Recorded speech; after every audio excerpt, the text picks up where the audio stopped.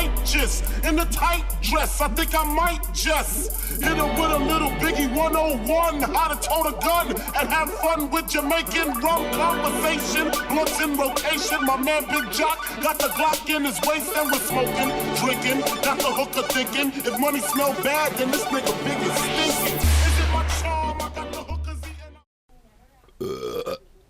So, I hardly ever do reviews on camera junk. Usually it's just stuff about the bikes or whatever. But today, I got in the mail like 15 minutes ago the thing that I ordered from China, and I got gloves on, and I'm gonna immediately discard the packaging just because it came from China. Like exactly when they started dealing with the coronavirus shit, that's when I ordered it. I've been waiting like 3 weeks for this fucking thing. So this is the Roxsen focal reducer that I got for my aps-c case for my Sigma AF lens. This is a vintage lens that came with my mother's camera that she gave me. It was a Minolta, the one I was talking about in the other video, and I have an adapter for it right now that's on my 50mm prime lens that I got. I got it wicked cheap. I got it for like 30 bucks. And that is the Fotasy adapter. But the problem with the Fotasy adapter is that you totally lose like a lot of wide angle. It goes from a 50 to like a 75 or something like that. So the problem with this one right here is a 28mm. I'll be able to get it at about 30 or 32 or 31 or something like that. And I have for the Sigma, I have a Zykos macro. Does it say on it? It doesn't say on it what it is. It's a wide angle adapter. So this right here will multiply it by 0.45, and the focal reducer will bring it back to being close to 28. So it makes it almost 28. This right here is going to bring it around, like 24, I think. So I'm going to do a quick video showing the difference of it after I unwrap this thing. Oh.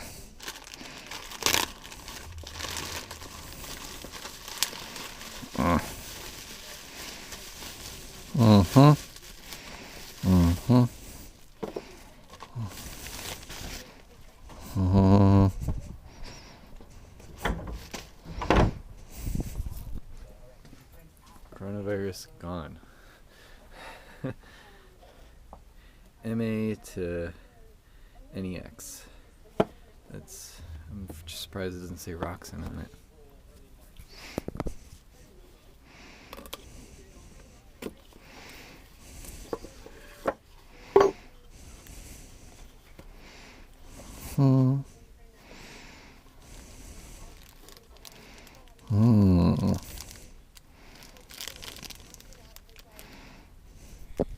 They said it was a Roxsen, but it's a pixco, whatever the fuck that is.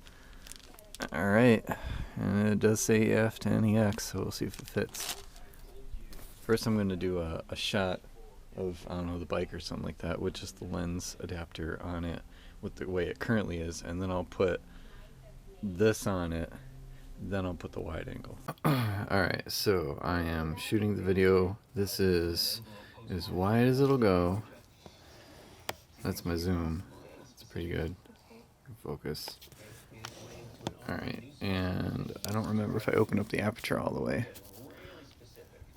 Yep, aperture's open all the way. So that's f2.8, or f. I think this one says 3.8. Now you can see how dark it is. I think I got an ISO at 800. It says it's underexposed. I'll bump up the ISO just so I can get it just right. Let's see, 4000. I'm supposed to overexpose it. I won't overexpose it just for this video. So that is as wide as it'll go. And I'm gonna keep it right in the same spot here. And so you can see I got about maybe an inch or two of the edges of the fairing, past the edges of the fairing right there. So I'll put the wide angle focal reducer on this lens. Okay, so it looks like a pretty magnum lens on there with that friggin' adapter making it stick out like crazy. Here's the Zykos.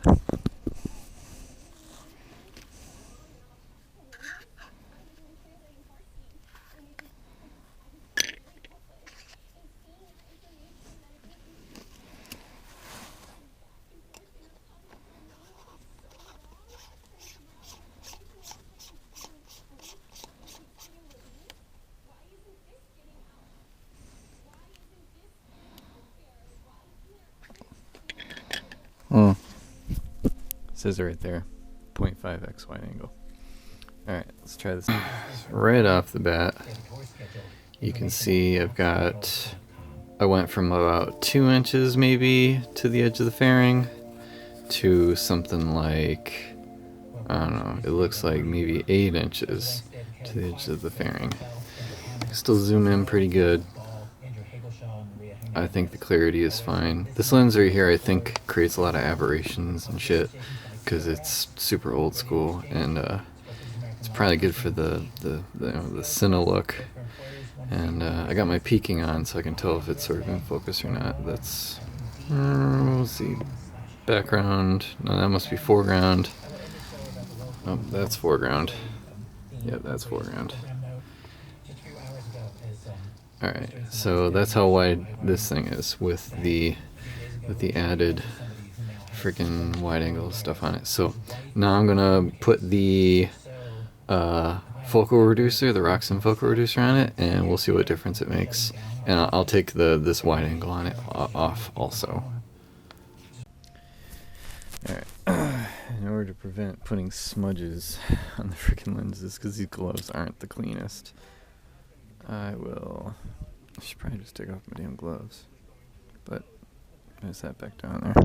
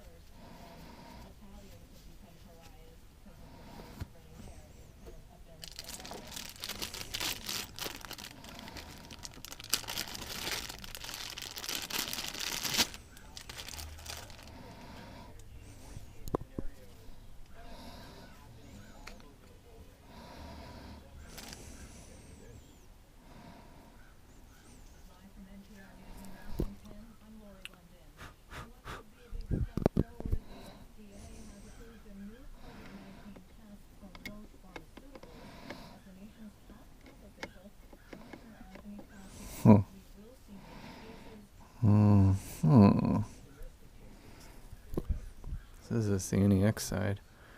There's the dot.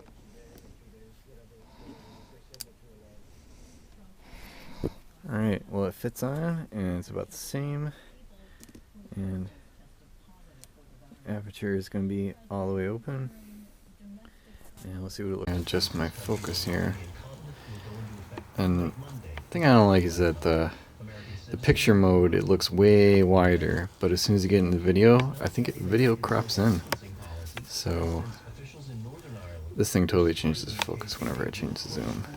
Yep, totally changes it. I can use my zoom feature to get the focus in.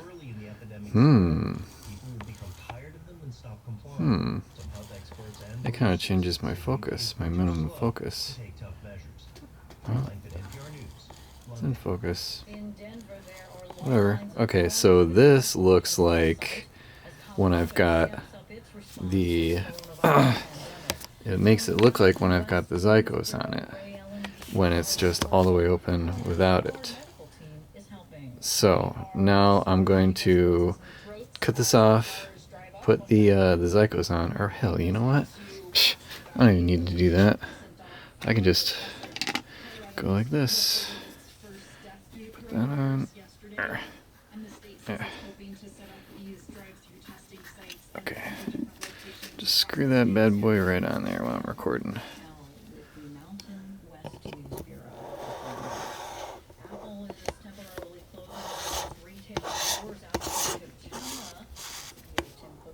Alright. And I don't know, I can't really tell if that's much wider or not. I think my angle here, right back at the same side of the door. Can I focus closer? Ooh, definitely can focus a lot closer. So that macro is kind of nice. That's good, because I still love my extreme zooms. Alright, well, I guess aside from the fact that this thing looks totally Magnum, it's like having a gun attached to it. I went outside. Just roll down my f-stop. Whoa, if I can. Holy shit. Oh, right there, I just noticed the vignetting. Ah, when I close down on it. Yep. Oh, change my ISO. Back down to minimum of 800. And I got crazy vignetting. But at least I'm at +2, so. Zoom in. Try to focus. Whoa.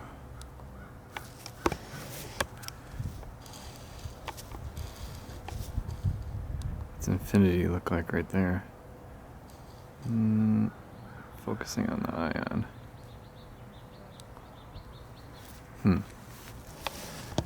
Well, it's pretty cool.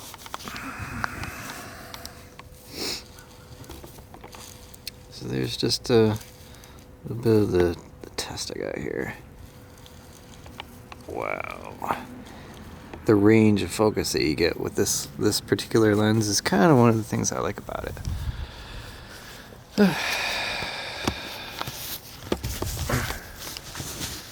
Let's see if I can do a little bit of selfie. That's all the way in right there. So, I don't even know if it's in focus because I've never tried to do a selfie stance with it, but that's my little bit of an example so people can see what happens when you put a focal reducer and the macro wide angle, adapter on your lens. You get a crazy Magnum freaking camera. I'll take another quick vid just to show what it looks like. That is a crazy looking cine rig. So, yeah, see what I mean? It's like a freaking shotgun on there. I'm going to be looking for an HDMI viewer just so I can see what's going on in it soon. So, anyway, I should weigh it and see how much it weighs.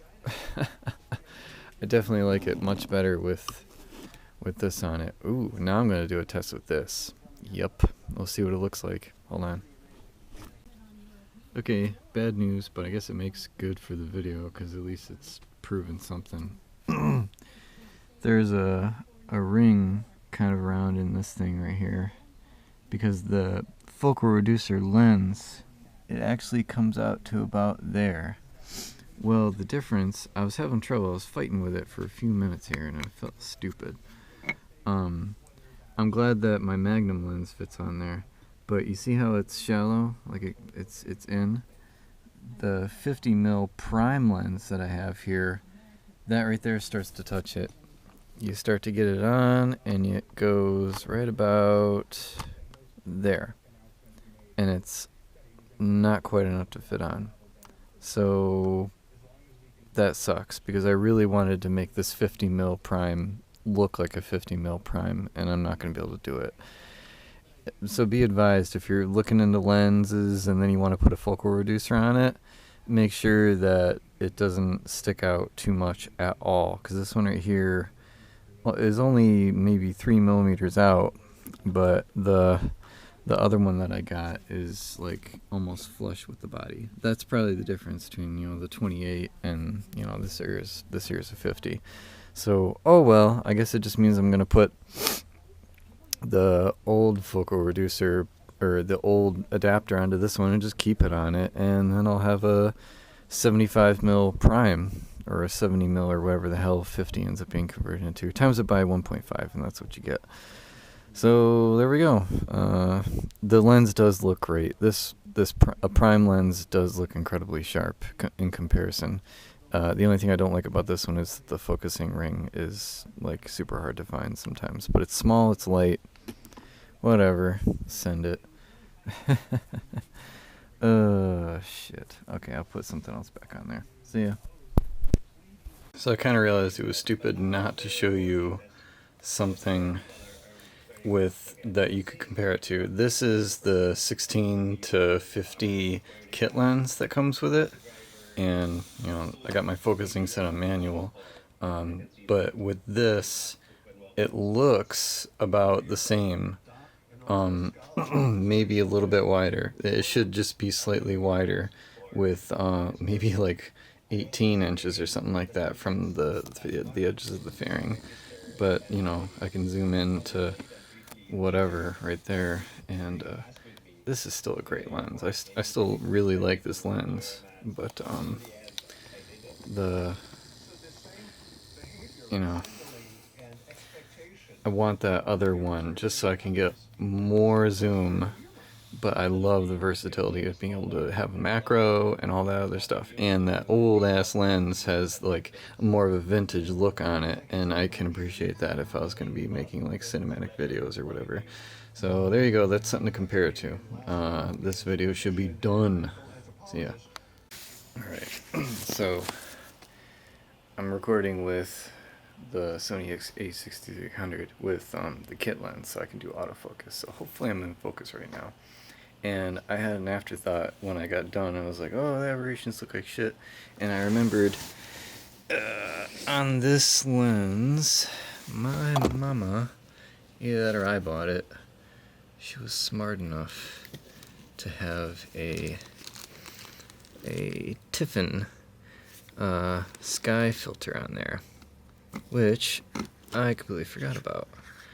So I'm thinking a source of my aberrations that come along when I screw the adapter onto the end could just be the fact that I've got this, you know, UV filter in between, you know, the lenses that are doing that action. So I'm gonna put the wide angle, this is the hood for it, I'm gonna take this off, put the wide angle on it, and then see what it looks like. So give me a moment here. Alright, aside from getting less light in here, I have the blues playing. But in my little view screen I can't tell. But I'm gonna look down there, because that was the area where I saw the shitty aberrations. And somewhere around like some chrome parts I was looking at shiny reflections, something over there. So the edges looked like shit before. Let's see if I've got as bad aberrations as I did before. Really love zoom